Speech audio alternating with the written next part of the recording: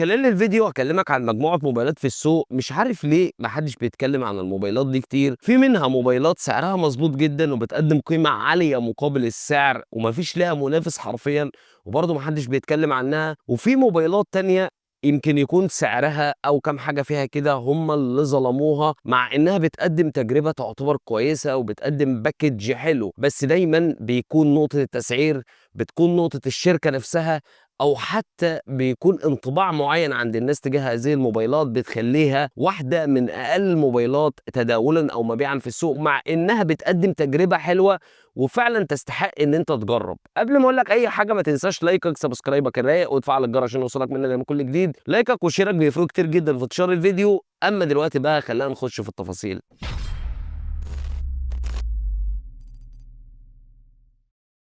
اهلا وسهلا بكم، انا محمد ودي قناه ام كي ريفيوز. واول موبايل هو الاونر ماجيك 7 برو. الموبايل ده على عكس اي موبايل تاني انت ممكن تسمع عنه اقول لك انه مش بيقدم قيمه مقابل سعر، او حتى اقول لك ان الموبايل ممتاز وكل حاجه ولكن سعره كان مبالغ فيه. الموبايل ده بيقدم قيمه عاليه مقابل السعر. الموبايل ده سعره مظبوط جدا.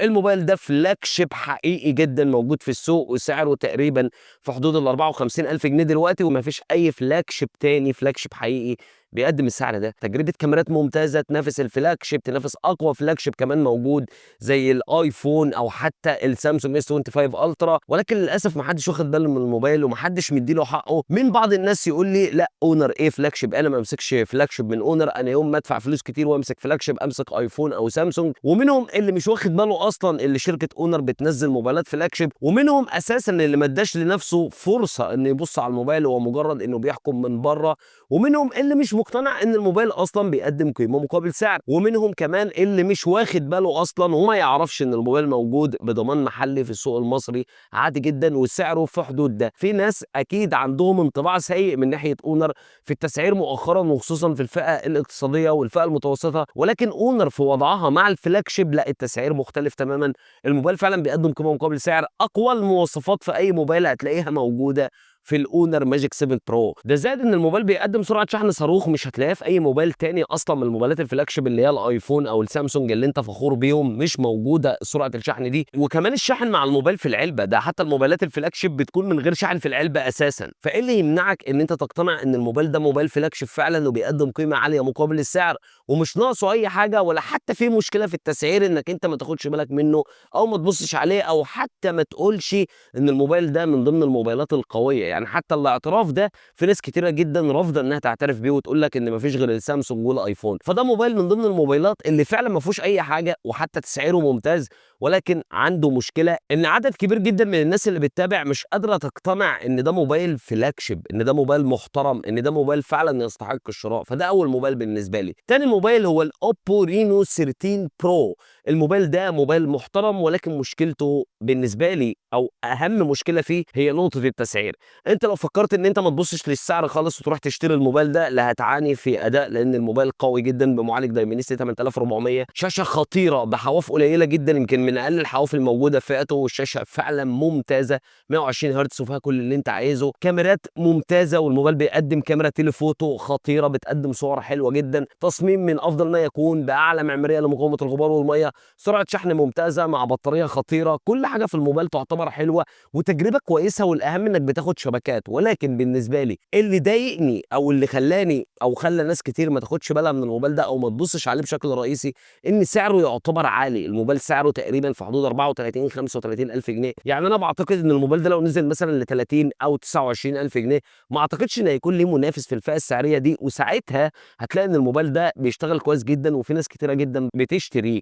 ولكن دلوقتي هو في مقارنه مع الاس 24 اف اي، في مقارنه مع الاونر 200 برو، فصعب قوي ان انا اقول لك سيب الاثنين دول وروح اشتري الاوبو رينو 13 برو ال 5 جي، لان الاوبو رينو 13 الارخص منه بحوالي 5 6000 جنيه بيقدم نفس المعالج، بيقدم نفس الشاشه، ولكن بحجم بحجم اصغر، فعشان كده ده واحد من ضمن الموبايلات اللي تجربه حلوه جدا لو اشتريته من غير ما تبص على السعر عمرك ما هتتضايق، ولكن كقيمه مقابل سعر فعلا الموبايل محتاج سعره ينزل شويه. اما بالنسبه للموبايل اللي بعد كده، ده موبايل بقى لا ناقصه تسعير ولا ناقصه اي حاجه، الموتورولا موتو ايدج 50 فيوجن. الموبايل ده قوي جدا، موبايل ب 18000 جنيه، بيجي بشاشه اموليد 144 هرتز كيرف عليها طبقه حمايه فيها كل اللي انت عايزه، اقوى تجربه اداء هنا مع المعالج السناب دراجون 7 اس جين 2، ومعاك تجربه كاميرات حلوه ككاميرا اساسيه وكاميرا الترا وايد وكاميرا اماميه، وتصوير ال 4K موجود عندك في كل الكاميرات، بسماعات ستيريو، باي سم، بان اف سي، بميكروفون ثانوي العزل الضوضاء، بشحن 68 واط، بطاريه 5000 ملي امبير. الموبايل فعلا يعتبر خلطه حلوه جدا على سعره، ولكن مشكلته او اللي يخلينا امنعك واقول لك ما تروحش تشتري الموبايل ده او يخليك انت ما تلتفتش ليه وتبص له،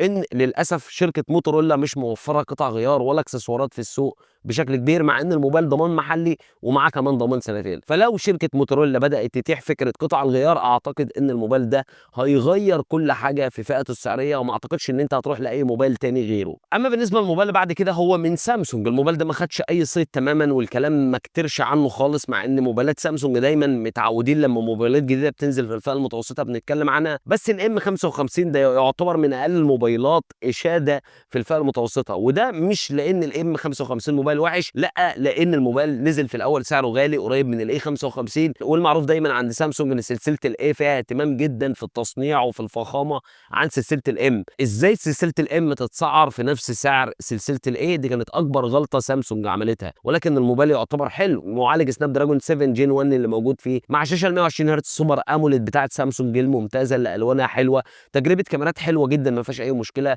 تجربه حتى البطاريه بتاعته كويسه، ولكن زي ما قلت لك الموبايل متشال منه دعم مقاومه الغبار والميه، ما فيش طبقه حمايه على الشاشه، وكان نازل في سعر الاي 55. حاليا سعر الموبايل نزل كتير بقى ب 16000 تقريبا 600 جنيه النسخه 828، لسه ما حدش واخد باله ان الموبايل سعره بدا يتحرك وينزل، واتمنى من سامسونج انها تنزل سعر الموبايل اكتر من كده الفتره اللي جايه، لان الموبايل ده فعلا موبايل حلو يستحق التجربه، ولكن مشكلته زي ما قلت ان سامسونج حطته في خانه مع افضل موبايل لهم في الفئه المتوسطه اللي هو الاي 55. اما بالنسبه للموبايل اللي بعد كده، وده انا عملت له فيديو مخصوص، هو الفيفو واي 29. موبايل حلو جدا من فيفو، مقاوم الى حد ما للصدمات، بيجي بدعم مقاومه الغبار والميه اي بي 64. مشكلته ان سعره غالي شويه، 9000 جنيه لاول نسخه، والنسخه الثانيه 10000 جنيه اللي هي ال 256. انا كنت شايف ان الموبايل ده لو كان مثلا ب7 ب8 كان ممكن يقدم قيمه عاليه قوي مقابل السعر وما يكونش ليه منافس، وده لان الموبايل بيقدم احسن كومبو هتشوفه كبطاريه وسرعه شحن في الفئه دي. كان الاثنين مع بعض بطاريه 6500 ملي امبير